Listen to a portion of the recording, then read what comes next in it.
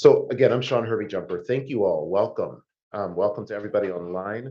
This is our first ever glial tumor neuroscience program here at University of California, San Francisco. And so I'm really thrilled that we've been able to put something together. Um, we have a action-packed 2.5 hours, not a long period of time together, but I just want to just set the stage for a couple of minutes about why we're here and what we're hoping to accomplish for the next several minutes, several hours, okay? You know, we all know that cancer and brain tumors are a bad problem. We also know that there's been an emergence of therapies in the neuroscience world that haven't necessarily been applied to our patients.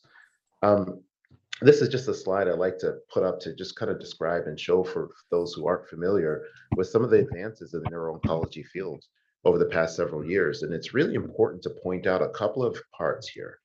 First and foremost, that our major treatment, temozolomide with radiation for patients, that has a modest improvement in survival, was really 2005 discovery. We have made very little progress over about a 20-year period. Um, in that setting, we know more things, including this. There have been a couple of landmark studies that show that brain tumors don't just grow and live in the brain on their own. They live in this complex environment where electrochemical interactions influence their growth. We know that there's secreted factors. We know that there's the implications of the systemic microenvironment and systemic therapies on tumors and cancers and cancer recovery. There have been several landmark studies on these topics, and we're going to hear from some of the speakers doing this work over the next couple of hours. Again, I won't go into each detail, but we know, again, if you look at these blue cells that are neurons and that there are both paracrine signaling or secreted molecules and direct synapses with neurons, and between neurons and glioma cells, and these interactions feed back with neurons as well and make them remodel in a certain way. And we're going to get into some of these details in the next few minutes. The purpose is for now, for the next couple of minutes, I don't necessarily want to talk about this science as much as I want to set the framework by hearing a little bit about from a patient voice and thinking about why we're here today. We're here today because of a really forward-thinking family and group of families that have tried to, as they're navigating their diagnosis, think through what it could mean for others. Meaning, we have a patient here, Tom Paquin and his family, who've given up their morning to be here with us, not just to talk about their personal experience, but maybe even give some thoughts on how, as we think about bridging systems neuroscience or neuroscience with cancer discovery and cancer therapeutics, what we as investigators, both basic and clinical investigators, should be thinking about as we build out these programs and we build out these research programs and therapies for patients. Tom is an incredible person. When I first met him, even in the post-op recovery area, he was already thinking about how he could give back and what he could do or how he could contribute. And he's introduced us to a number of other colleagues and partners in this process. And those sort of collaborations have led us to this moment today.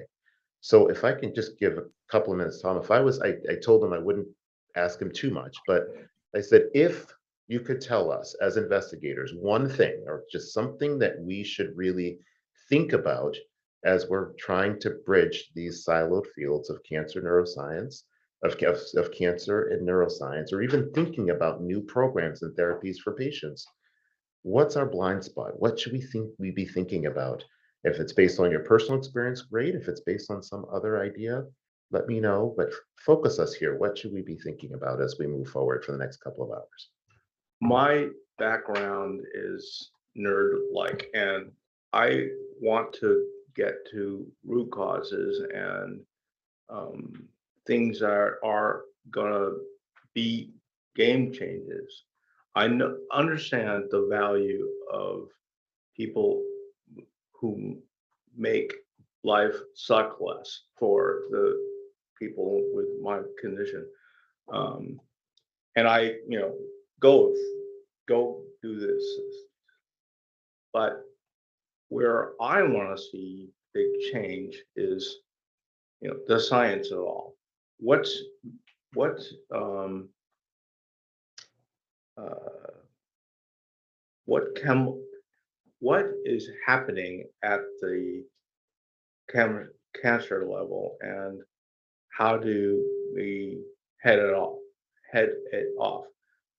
Dr. Jumpy fixes it, and it's not that simple, but he basically fixes it. Okay, that's nice, but I want him to be out of a job. And well, I do. Um, and people who make it suck less, same answer. But you look at cancers, seems like a lot of them are bet getting better, but glio and a couple others, no progress. And so you got to start somewhere. You got to get going.